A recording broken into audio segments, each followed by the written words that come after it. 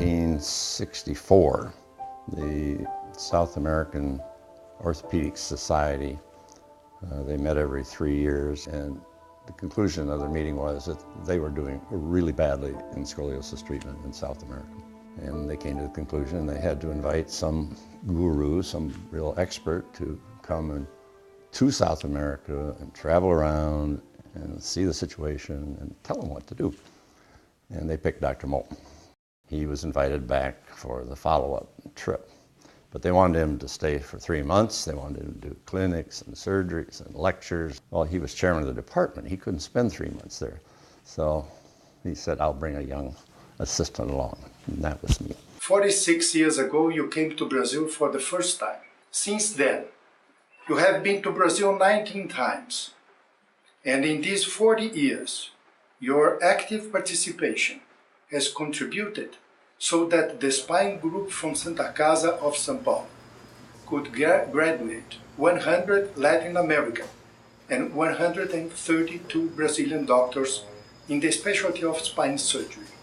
Many Turkish spine surgeons visited Minnesota Twin Cities after my visit.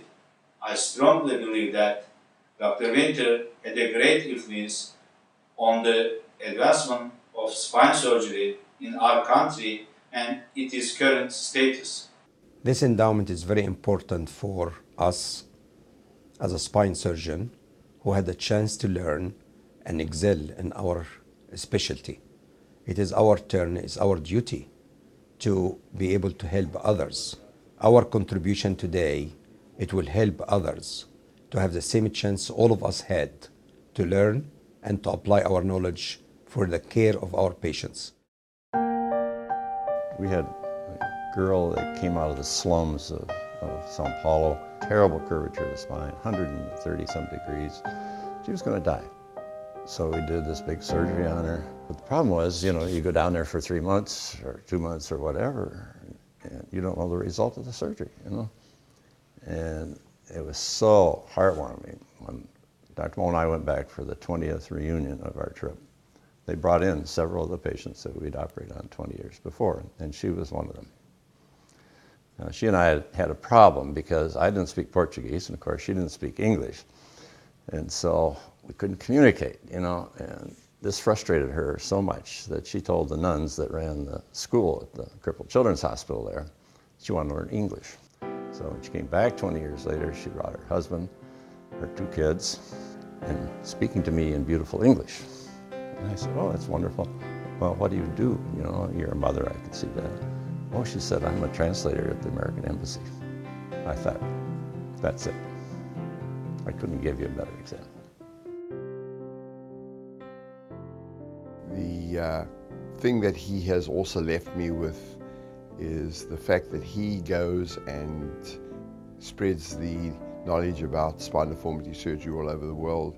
I do the same thing, and I know it's because I've had an example of what he's done that I am following in his footsteps. Ultimately, what we're really trying to do is to do further global outreach.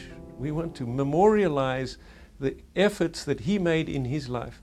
This is more about setting up an endowment and a fellowship program that is going to benefit patient care everywhere else.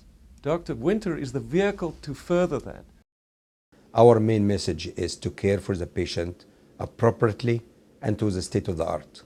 But also my message to the non-surgeon people who will contribute for this fund, it is a goodwill service to help other patients around the world to get the best care they need for their spine deformity. This fellowship is different from other traveling fellowships as it seeks to provide an in-depth training for 6 months or potentially longer. It also provides the opportunity for the development of mentoring by the more experienced spine surgeons and the development of relationships that will foster ongoing quality care for patients in areas of need. In the words of Steve Richards, our recent past president, it's a fantastic yearly global educational opportunity for our society's members. On behalf of the International Steering Committee for this very worthwhile cause, I'm asking you to please dig deep into your pockets to support the mission of the SRS and this specific fellowship. Our goal is to reach $1.5 million.